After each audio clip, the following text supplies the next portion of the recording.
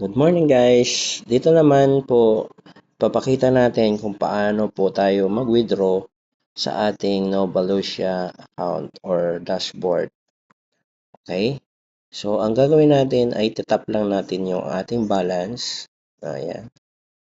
At itatap po natin ang withdraw. Okay?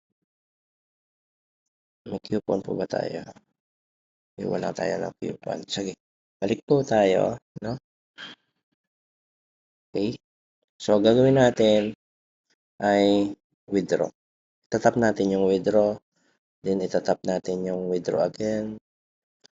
Tapos, ilagay natin yung amount na pwede natin i-withdraw. So, 480 po ito. Ayan.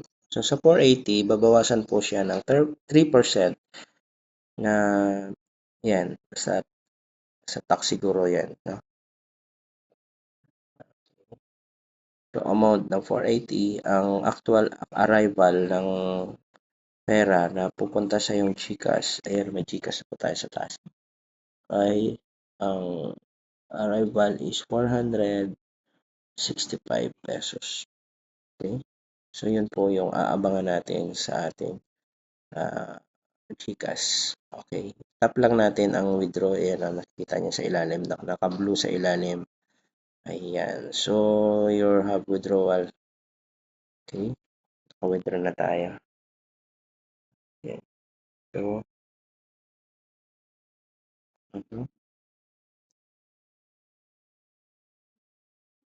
ayan. Withdraw na ba? Wala pa. Okay? Ulitin lang natin na. So, 480. Ayan. Withdraw. You have ordered that being processed. Okay.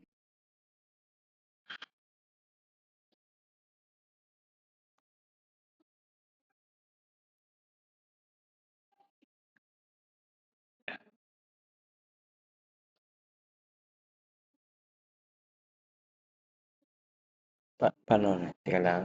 So, tingnan natin na. Bakit ayaw mag-proceed?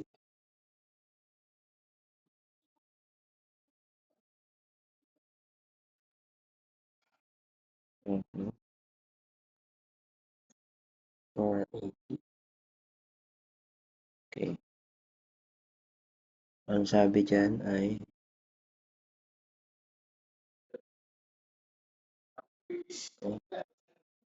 you have withdrawal order that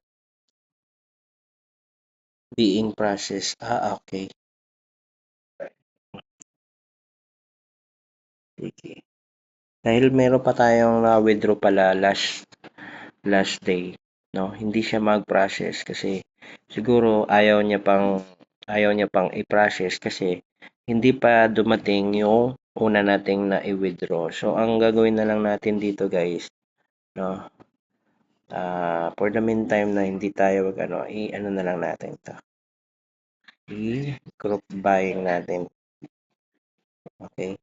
Ganun po. So, first time ko na-encounter po yun. No? Okay.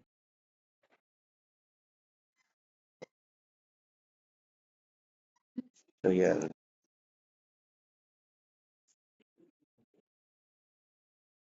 Ayan. Sayang din naman kasi, no? So, tomorrow na lang natin gagawin para kasi mamaya darating na po yung una nating withdraw. Okay. Ang ganda. Hindi rin pala siya papayag para parang mabubulunan din siya.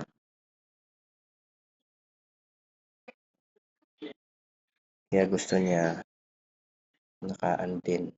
Process din siya.